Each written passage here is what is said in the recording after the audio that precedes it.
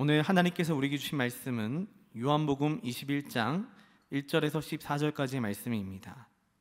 제가 가진 성경 신약 184면이 있습니다.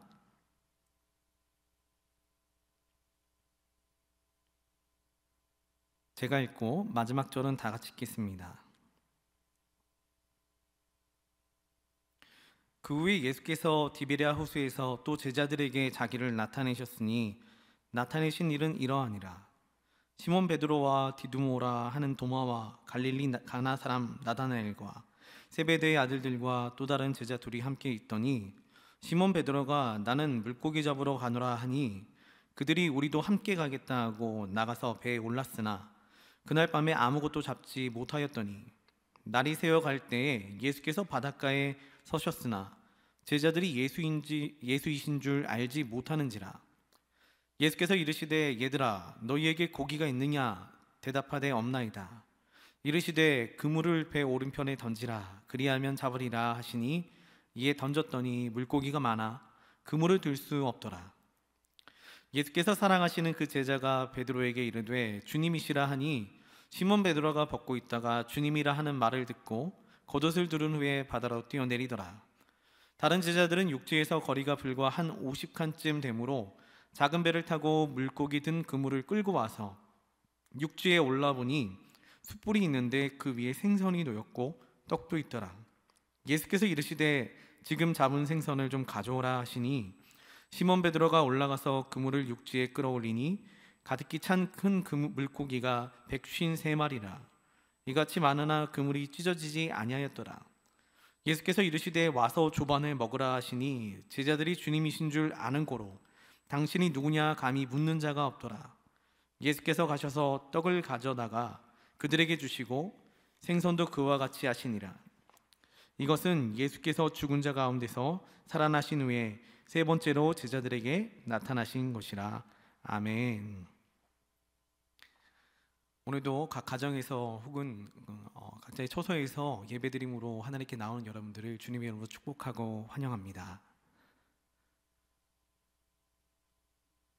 요즘에 예배 드리는 것 자체가 너무 새롭다 보니까 정말 많은 고민이 듭니다. 혹자는 유튜브로 예배 드리는 것에 있어가지고 앞으로도 이렇게 될 거야 라고 하는 사람도 있는 반면에 또 다른 사람들은 이와 같은 것이 옳지 않기 때문에 다시 원래대로 회귀할 거야 라고 이야기하는 사람도 많습니다. 그런데 그 어느 것이 되었든지 여러분들 do not panic 이라면 아시나요? 차분하게 기다리셔야 됩니다. 제가 하도 기침을 많이 하니까 사람들이 코로나 아니냐고 그러는데 저는 코로나가 아니고요, 천식이고 기관지가 약해가지고 이 환절기 때는 기침이 계속 나옵니다. 예전에 학교에서 마라톤 대회가 있어가지고 친구들과 함께 달리기 시합을 했습니다. 근데 그 중에서도 지고 싶지 않은 친구가 한 명 있어가지고 목숨을 다해 뛰다가 거의 결승선 거의 다가지도 못해가지고 쓰러져서 숨을 쉬는데 호흡이 안 들어오는 겁니다. 할딱할딱거리는 그 숨을 가지고 누워있더니 갑자기 양호 선생님이 뛰어오셔가지고 저를 끌어안으시고서 하는 얘기가 이렇게 얘기합니다. 나와 함께 숨을 쉬자. 나와 함께 숨을 쉬자. 나처럼 숨 쉬어. 나처럼 숨 쉬어. 숨이 안 쉬어지니까 할딱할딱거리면서 숨을 들이마시려고 하니까 오히려 숨은 더 들어오지 않고 산소는 이 마음 가운데 우리 속에 들어오지 않는데, 근데 선생님이 호흡을 맞춰주시더라고요. 나처럼 쉬어 해가지고 큰 호흡을 들이마시고 천천히 내쉬고, 큰 호흡을 들이마시고 천천히 내쉬고, 그랬더니 다시 호흡이 안정세를 찾아갔습니다. 지금은 그와 같은 때입니다. 예배가 언제 회복이 되거나 예배가 다시 새로워지거나 복귀가 된다고 하면은 우리들은요 어떠한 생각을 가집니까? 지금까지 소강이 되었던 우리의 신앙과 믿음을 다시 살리기 위해서 있는 힘을 다해서 전력 질주해야지 그동안 잃었던 몇 달을 따라잡을 것 같아 라는 생각 가지고서 뛰시려고 하십니까? 여러분, 그러다가는 모든 것들이 다 그르치게 됩니다. 신앙생활은 조급하면은 그르치게 돼 있고 느슨하면은 하지 않게 돼 있습니다. 우리의 모습이 어느 집에 있는지 돌아봐야 됩니다. 우리의 신앙생활이 조급해가지고 그를 그르치는 데 있는지, 아니면 너무 느슨해가지고 혹시 내려놓고 있지는 않는지를 돌아봐야 되는 것이 우리의 삶입니다. 요즘에 우리의 모습을 보면은 혹시 개척교회에서 예배드리는 것 같지 않으신가요? 말씀을 준비하면서 그런 생각이 있습니다. 마치 설교를 해야 되는데 대상을 놓고 설교를 할 준비가 되는 것이 아니라, 나는 오늘 무슨 얘기해야지 라는 이야기를 하면서 말씀을 묵상하다 보니까 예전에 어느 목사님이 그런 얘기했습니다.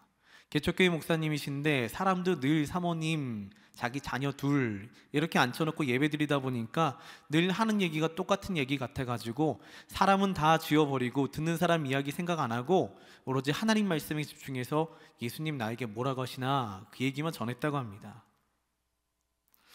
우리의 마음도 똑같습니다. 우리는 늘 큰 교회에서 자라왔기 때문에 큰 신앙을 가지고 살아가지는 않는지요. 근데 어찌 보면은 우리에게 주시는 우리의 은혜가 오늘 족할지도 모릅니다. 사도 바울은 자신의 육체의 연약함을 통해서 예수님과 대면을 했습니다. 하나님과 대면을 했습니다.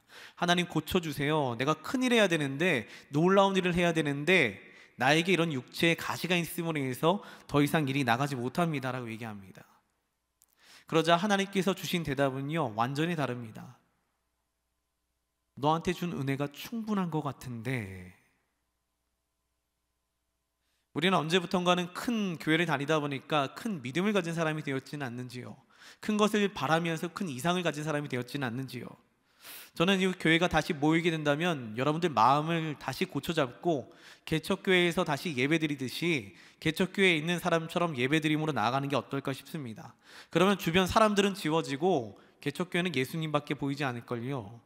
예수님과 동행하면서 예수님께 묻고 예수님께 나아가는 시간이 되면서 우리 교회를 다시 세워갔으면 좋겠습니다. 이런 생각을 하면서 예수님과의 대면을 생각하며 지난주 월요일날 진짜 오랜만에 집에 있어가지고 혼자 밥을 먹게 됐습니다. 아내도 출근을 했고 저도 집에서 혼자서 남아가지고 외부도 나가지 못하고 집에서 밥을 혼자 먹게 됐는데, 뭐 밥이라고 해봤자 전기밥솥에 남은 밥 요만큼 한 주먹, 그리고 오래전에 사다 놓은 김 하나 뜯어놓고 비상식량으로 사다 놓은 뭐 3분 어묵 하나 돌려놓고 이렇게 조촐하게 차려가지고 밥상에 앉았습니다. 옆에 누가 있는 것도 아니고 해가지고 고요함이 흐르는 밥상 앞에서 이런 생각을 좀 했어요. 오늘은 좀 제대로 기도하고 밥을 먹어볼까 하는 마음에 눈을 천천히 감고 우리가 일상에서 하는 식기도 말고, 일상에 하나님 감사합니다 대상도 누군지도 모르는 식기도 말고 진짜 천천히 기도하기 시작했습니다. 한숨을 크게 들이쉬고 하나님 아버지 감사합니다 부터 시작해가지고 쌀 한 톨 한 톨 키워주신 하나님 아버지, 시원한 물 한 모금, 그리고 나에게 주신 이 반찬들, 이 모든 것들 기도 찬찬히 기도하고 나니 시간이 제법 흘러갔습니다. 그래도 기도 오래 했으니까 밥이 더 맛있어졌겠지요. 밥맛은 변하지는 않았지만 마음은 변했습니다. 기도가 끝나고 눈을 떠서 밥을 먹으려고 하는데 그런 생각이 확신이 들었습니다. 예수님 이 자리에 나 밥 먹는 거 보고 계시겠네.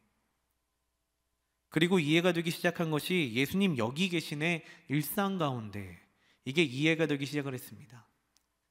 요즘에 크리스찬 라이브라고 해서 청년들이 많은 도전을 하고 있습니다. 성경도 읽고 있고요. 저도 매일 보고 있습니다. 성경도 보며 기도도 하며 여러 가지 하지만 진짜 중요한 것은 이제는 조금 천천히, 너무 급하게 들이마시지 말고 너무 급하게 가지 말고 조금 천천히 하나님 앞에 서는 것을 연습해야 된다고 생각을 합니다. 저는 그렇게 천천히 예수님과 함께 은혜로운 식사를 했습니다. 네, 저는 예수님과 함께하는 저녁 식사라는 책도 참 좋아합니다. 그 책의 내용은 한 남자가 식사 초대장을 받았는데 나갔더니 예수님이 정장을 입고 자기를 기다리는 겁니다. 그리고서 예수님이 맞나 한참을 두리번거리다가 진짜 예수님 맞네 하고서 식사를 시작을 합니다. 그리고 대화를 계속 진행하는데 그게 너무 부러운 겁니다. 제 입장에서는. 두 가지, 식사라는 일상 가운데 예수님을 만났다는 것, 곧 식사라는 일상, 두 번째는 예수님, 이 두 가지가 너무 부러운 겁니다.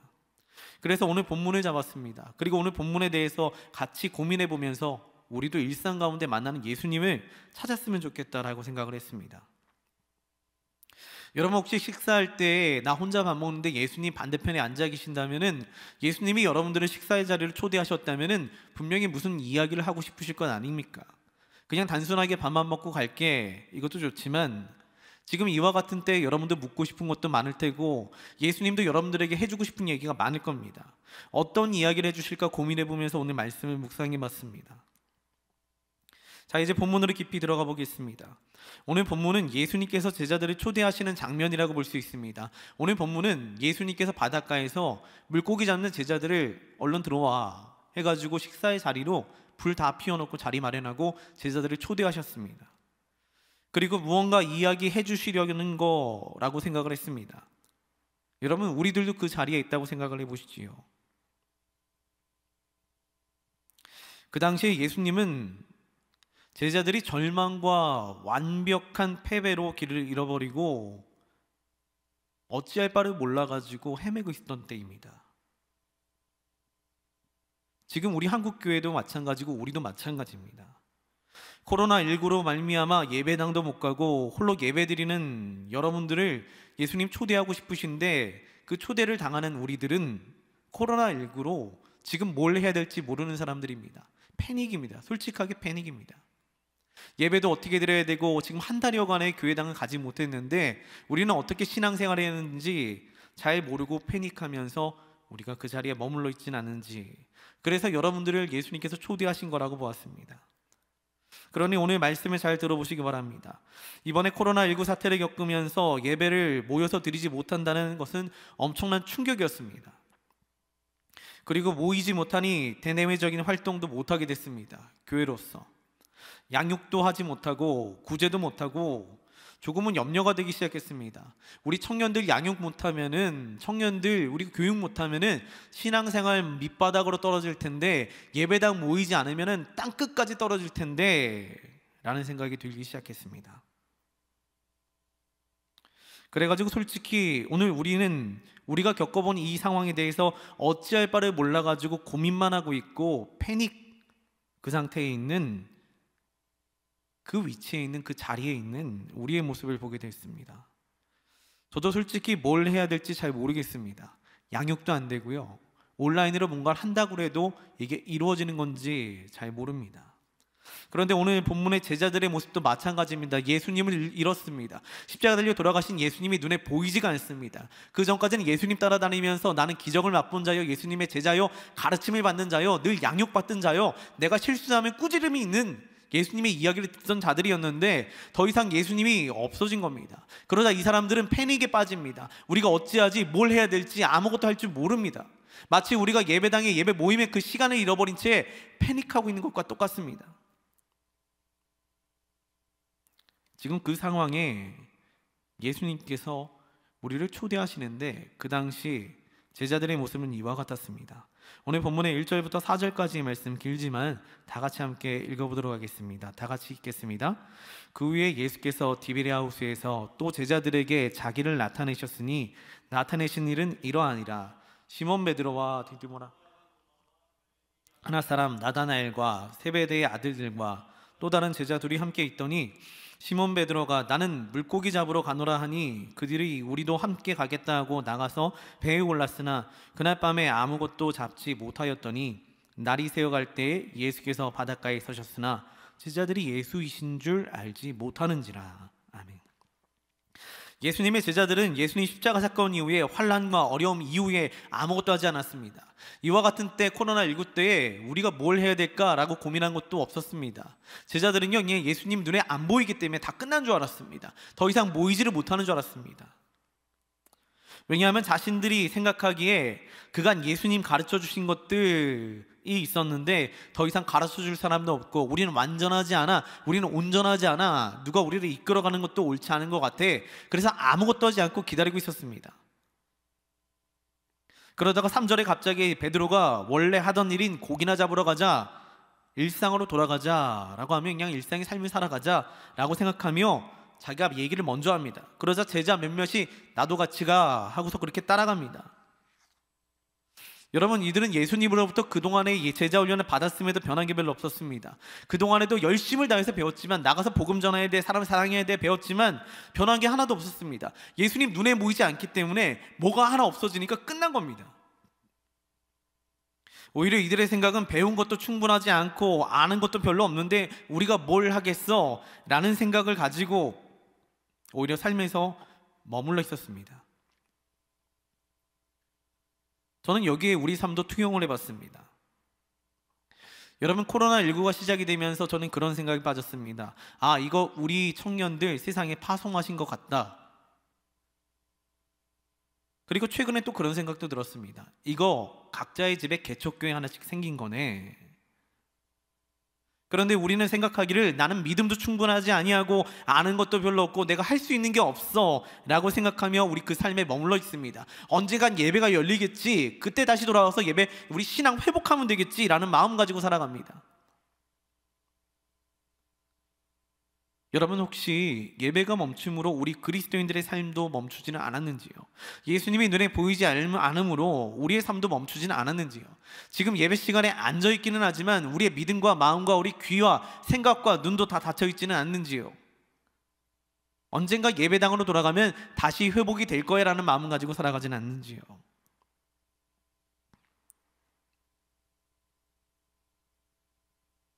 여러분, 예수님을 너무 조급하게 믿으면 잘못 믿게 되고 예수님을 너무 느슨하게 믿으면 안 믿게 됩니다. 우리는 충분하지 않아, 머물러 있어, 기다려, 이러면 누군가 와서 가르쳐 줄 때까지, 자극을 줄 때까지 가만히 있어야지 언젠가 길이 열릴 거야 라는 마음을 가지고 가만히 있는다면 그러다가 느슨하게 믿게 되고 결국에는 믿지 않게 됩니다. 그렇게 느슨한 믿음의 눈은 우리의 일상에 계신 예수님을 발견하지 못하게 합니다. 베드로는 수제자 아니었습니까? 그럼에도 불구하고 일상으로 삶으로 돌아가니까 예수님 돌아가신 후에 나는 뭘 해야 될지 몰라라고 고민하다 보니까 예수님이 보이질 않습니다. 오히려 제자들은 예수님 보이지 않자 다시 일상에 몰두하기 시작을 합니다. 그때 예수님께서 이들을 처음 만났던 이전과 같이 바닷가에 나타나셨지만 아무도 알아보지 못했습니다. 아무리 예수님 돌아가셨다 해도 그렇지 못 알아보는 건 좀 그렇지 않습니까? 그런데 그 답답한 제자들을 향해 예수님은 또 결국 기적을 베푸십니다. 5절부터 7절까지의 말씀을 다 같이 함께 읽어보도록 하겠습니다. 다 같이 읽습니다. 예수께서 이르시되 얘들아 너희에게 고기가 있느냐 대답하되 없나이다.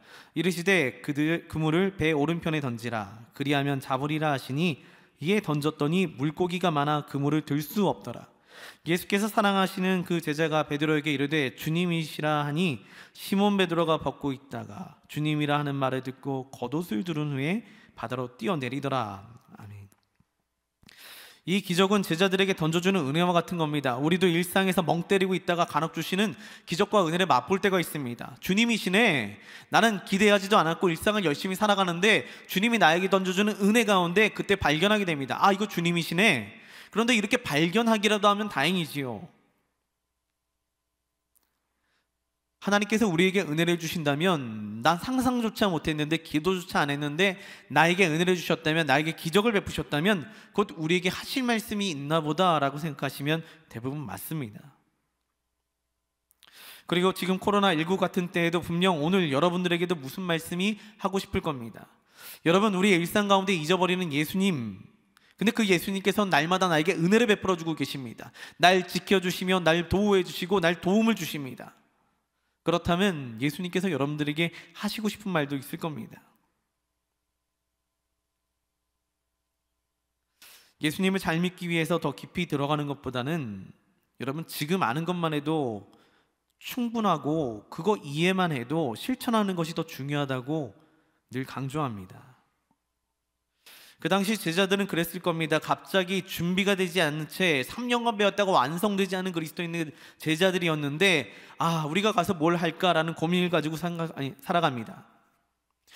여전히 배우는 과정인데 갑자기 예수님 십자가 달려 돌아가셔가지고 완전히 혼란 상태였을 겁니다.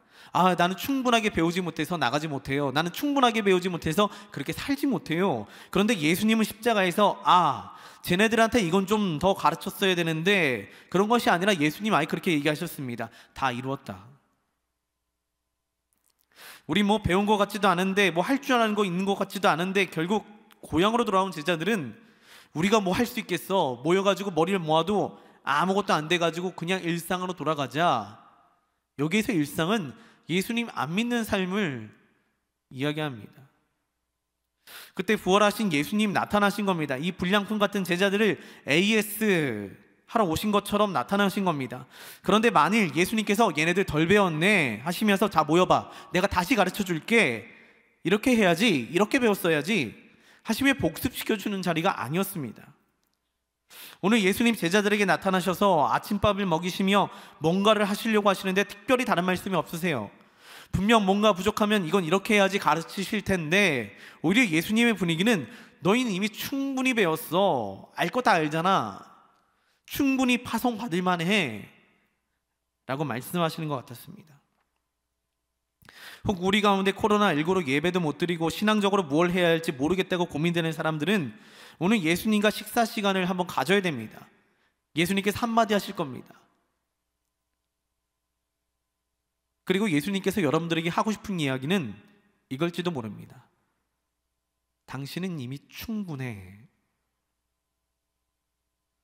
요즘 한국교회가 당하는 어려움들을 보면서 이런 생각에 빠졌습니다. 교회는 예배당을 닫고 각자의 처소에서 예배를 드리는 성도들을 향해 무엇을 해야 하나, 또는 다시 돌아올 성도들을 위해 무엇을 해줘야 하나 머리를 싸매고 고민하지만 그때 또 다른 생각도 들었습니다. 그 고민을 하나님께서도 동일하게 하실까? 다시 이 친구들 돌아오면은, 다시 이 청년들이 돌아오면은 그때 우리 교회가 뭘 해줘야 될까? 하나님도 고민하실까? 요즘 SNS에 코로나19의 역설이라고 하는 제목으로 몇 개 동영상이 좀 돌아다니더군요. 하나는 이탈리아 베니스에 사람들 관광객이 오지 않자 물이 너무 깨끗해져서 돌고래가 돌아오고 밑바닥이 보일 정도로 너무나 좋았다고 합니다. 물론 이탈리아가 겪는 아픔과 고통에는 깊은 애도를 표합니다. 하지만 우리는 역설에도 집중을 해봐야 될 것 같습니다. 얼마 전에 우리 부목사님 한 분과 이야기를 하다가 이런 이야기를 나눴습니다. 이번 전염병은 인간에게는 최악의 일이지만 자연에게는 쉼을 얻는 시간이다. 사실 역대하 36장 21절 말씀에 보면 이런 이야기가 나옵니다. 우리 다 같이 함께 읽어보도록 하겠습니다. 이에 토지가 황폐하여 땅이 안식년을 누림같이 안식하여 70년을 지냈으니 여호와께서 예레미야의 입으로 하신 말씀이 이루어졌더라. 아멘. 아픔 가운데는 또 다른 역설이 있는 것 같습니다. 그리고 이와 같은 때 예배로 모이지 못하는 아픔 가운데 얻는 또 다른 역설, 신앙인에게 적용해 보려고 합니다. 그리고 예수님의 이야기를 귀 기울여 들으며 적용을 해보려고 노력했습니다. 우리는 그동안 너무 많은 것들을 하고 있지 않은지 돌아봐야 됩니다. 제가 말씀 서두에 개척교회 이야기를 했습니다. 근데 실제로 그렇습니다. 요즘 개척교회로 돌아간 것 같은 마음입니다. 저는 간혹 청년들이 성경 공부하자고 할 때 가장 좋습니다. 왜냐하면 목회자들은 전공이지 않습니까? 제일 많이 공부한 거고 할 말도 많습니다. 그러나 한편 쉽게 이를 열지 못하는 이유도 있습니다. 왜냐하면 우리나라 사람들은 too much 병에 걸려 있거든요. 잠언 30장 15절 말씀을 보면 이렇게 나옵니다. 30장 15절 말씀 다 같이 함께 읽겠습니다. 거머리에게는 두 딸이 있어 다오다오 하느니라. 족한 줄을 알지 못하여 족하다 하지 아니하는 것 서너시 있나니. 성경 공부를 제법 오랫동안 저는 했습니다. 가르치기도 하고 배우기도 하고. 그런데 한 가지 느낀 것은 하나를 다 배우고 나면은 그 다음에 또 배우려 하는 열심이 생기더군요. 그런데 그 열심은 사실 욕심일 수 있습니다. 배우는 것에 만족하지 못한 욕심이 아닌가라는 생각이 들었습니다. 채워지지 않는 그 마음 가운데 다오다오, 더 배워야지, 더 가르쳐 주세요, 더 자극적인 거, 더 좋은 거, 더 지식적으로 충족되는 것들을 요구하며 여러분, 그 성경 공부가 누구를 만족시킬 수 있으며 그 어떤 말씀이 우리의 마음을 어찌 충족시킬 수가 있겠습니까? 우리의 욕심은 여전히 늘어나는데 이를 충족할 수 있는 것이 없습니다. 예수님도 제자들에게 하고 싶었던 얘기가 그걸 수도 있습니다. 제자들은 다시 예수님을 만나자 이제는 제대로 배워야지, 난 이제 제대로 예수님 믿어야지 라고 생각을 합니다. 그 중에 베드로가 가장 큰 다짐을 하지 않을까 싶습니다. 예수님, 내가 비록 배반하고 그때는 내가 어리석어가지고 아마추어여가지고 제대로 하지 못했는데 다시 예수님 만났으니까 나 이제 제대로 할 겁니다. 예수님, 나 제대로 사랑할 겁니다. 눈빛부터가 달랐을 겁니다. 그런데 예수님께서는 더 가르쳐 주시는 것이 아니라, 더 새로운 것을 이야기하는 것이 아니라 다시 사랑을 이야기합니다. 그거 하나만 해도 충분하지 않니? 라는 이야기로 들렸습니다. 여러분, 우리는 맨밥에 김치만 해도 잘 먹을 줄 알아야 되는 사람들입니다. 우리는 밋밋한 예배와 김치 같은 소그룹 하나만 있어도 신앙생활 잘 할 줄 알아야 되는 그리스도인들입니다. 그게 가장 이상적이라고 생각하는 신앙생활 중에 하나였습니다. 너무나 많은 것들, 이 모든 것들을 다 채워야지 좋은 신앙생활이 아니라 예배 잘 드리고 소그룹 생활 잘 함으로 우리 신앙생활이 주일 예배는 잘 마무리가 되고 삶에 가서 잘 그렇게 살아내는 것, 이게 가장 이상적인 신앙생활이라고 생각을 했습니다. 분명 예배 가운데 주님께서는 다 가르쳐 주셨는데 소그룹 모임 가운데 충분히 나눌 거는 나눴는데 무언가를 더 얻으려고 합니다. 그럼 하나님께서 질문할 겁니다. 아니, 뭘 더 배우려고 하니? 뭘 더 가르쳐줘야 되니? 이는 예수님께서도 하시는 질문입니다. 난 이미 충분히 가르쳐준 것 같은데 왜 더 배우려 하니? 하나님과의 더 밀접한 관계를 위해서? 여러분, 기도도 학교가 있지요. 배우는 과정과 체계가 있습니다. 기도의 학교가 있답니다. 이 모든 것들이 기도의 언어는 조금 업그레이드는 시켜줍니다. 기도를 배우면 기도의 말은 잘해집니다. 기도의 흐름도 좋아집니다. 기도의 깊이를 더해주지는 못합니다. 여러분, 지식적으로 배우는 것은 어느 한계까지만 충족을 주고 그 이후에는 우리 마음에 충족을 주지 않습니다. 오히려 지금까지 배워둔 것에 있어가지고 체득하며 반복하며 살아낼 때에 하나님과의 밀접한 관계가 유지되며 관계가 형성이 되는 것이지, 새로운 것을 배워가지고 내 마음에 충족이 된다고 주님과의 관계가 깊어지는 것이 아니라는 겁니다. 예수님의 만남도 그랬습니다. 제자들과 오늘 만났는데 새로운 거 알려줘가지고 제자들이 정말 믿음이 더 좋아진 것이 아니라 그냥 그 전에 알던 거, 나 부활할 거야, 이 소식 맞지? 확인시켜준 거, 이게 전부였습니다. 그렇다고 해서 이 이야기는 성경 공부하지 말자, 배움을 멈추라는 이야기가 아닙니다. 아까 말씀드렸던 느슨해지면은 믿음을 잃어버리게 되는 것, 여러분, 머물러 있으면 우리의 믿음은 도태되기 때문에 날마다 노력하며 공부는 해야 됩니다. 근데 하지만 지금은 때가 아닌데 더 나아가려 하면 그릇된 길로 빠지거나 지치거나 할 수 있지 않을까 염려가 되기 때문에 주님 그 이야기를 우리와 같이 나누고 싶지 않으셨나. 사단도 아담을 유혹할 때에 아담의 마음 중에서 부족하다 여긴 무언가를 채워줄 것처럼 미혹해서 선악과를 먹게 합니다. 이거 부족할 것 같은데, 하지만 하나님께서는 우리에게 이미 주신 것들이 충족하시다, 충분하다라고 가르쳐주고 있습니다. 여러분, 지금 우리가 가진 말씀들만 해도 우리는 좋은 그리스도인으로 살아갈 수 있습니다. 파송받은 그 자리에서 여러분들은 좋은 그리스도인으로 반드시 살아갈 수 있습니다. 그러나 지금 예배를 못 나와서 신앙이 나태해지거나 지금 예배 가운데 모이지 못해가지고 나는 그냥 가만히 있어야지 하는 것은 옳지 않습니다. 솔직하게 얘기해서 이런 얘기도 있습니다. 오늘 주일인데 예배는 녹화가 되니까 저녁에 예배 드리고 낮 시간에 내 할 일 하고, 그렇게 하는 사람도 있을 겁니다. 이와 같은 때에 깨우치는 게 바로 그겁니다. 내가 얼마나 예배에 대해 사모했는지, 아니면 견뎌내고만 있었는지. 여러분, 이렇게 어둠일 때 교회가 빛을 내는 것이 아니라 그리스도인이라 불리는 사람들이 세상의 빛과 소금이 되는 겁니다. 그래서 사도 바울은 자식 같은 디모데에게 그렇게 권면하지 않았습니까? 디모데가 나 어찌할 바를 모릅니다, 어려가지고 어떻게 해야 할지 모릅니다 라고 했을 때 사도 바울이 권면합니다. 너는 배우고 확실한 일에 거라. 네가 어릴 때부터 성경 배웠잖아, 말씀 좀 들었잖아, 그럼 거기에만 거하면 충분해 라고 이야기합니다. 오늘 다시 말씀의 장면이자 식사의 자리로 돌아가 보겠습니다. 8절에서 9절까지의 말씀을 한번 읽어보겠습니다. 8절에서 9절 말씀. 다른 제자들은 육지에서 거리가 불과 한 50칸쯤 되므로 작은 배를 타고 물고기든 그물을 끌고 와서 육지에 올라보니 숯불이 있는데 그 위에 생선이 놓였고 떡도 있더라. 아멘. 대다수 목사님들은 여기에 많은 의미를 부여합니다. 생선과 떡을 보면서 오병이어를 상기시켜 주었다, 숯불을 보며 베드로의 아픔을 상기시켜 주었다, 이런 설교들은 굉장히 많았습니다. 이 모든 이야기들도 다 듣고 싶지만 저는 오늘 본문 장면 가운데 우리가 들어있다고 생각하고, 예수님이 여러분을 식사의 자리에 초대했다면, 아니면 여러분 밥 먹는데 기도 진짜 열심히 하고 눈을 딱 떴더니 예수님 바로 앞에 있다면, 그때 예수님께서 지금 여러분들에게 뭐라고 하실까요? 여러분들이 이야기할 겁니다. 질문할 겁니다. 솔직히 질문도 없겠지만 질문할 겁니다. 나는 어떻게 믿어야 될지 모르겠습니다. 주님, 나는 믿음이 왜 연약한지 모르겠습니다. 주님의 대답은 늘 똑같습니다. 나는 충분히 가르쳐줬는데, 나는 충분히 너에게 부어줬는데, 충분히 은혜를 맛보아줬는데 나는 왜 여전히 거기에 머물러 있는가? 라는 질문을 오히려 반문할 수 있습니다.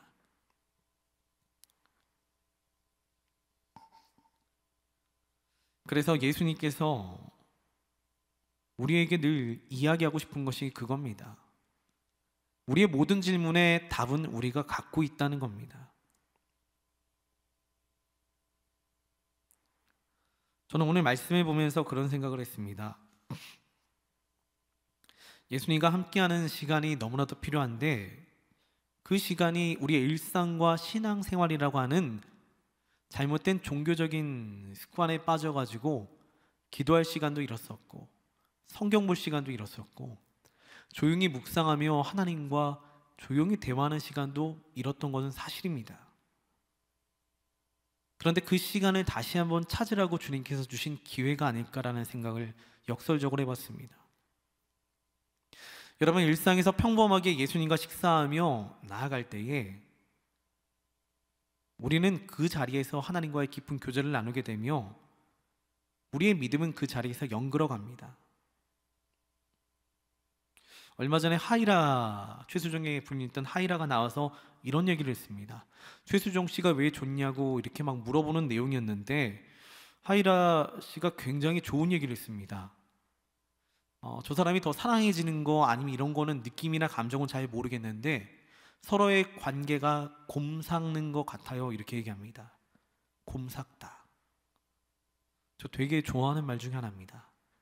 오랜 시간이 지나고 나면요, 같이 엉켜가지고 끊어낼 수가 없는 것을 곰삭다고 하거든요. 여러분, 예수님과 식사 시간이 많아지면 여러분과 예수님의 관계는 곰삭습니다.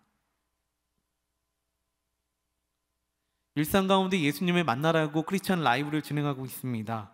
하고 있는지 안 하고 있는지, 아니면 내 나름대로 하고 있는지는 모르겠지만 진짜로 해야 될 일은 이제 여러분들이 먹던 밥 숟가락 내려놓고 기도 진짜 오래 함으로, 물론 다른 사람과 같이 있을 때는 어렵겠지만 그 예수님과의 식사 시간 마련해 봐야 되는 건 아니겠습니까?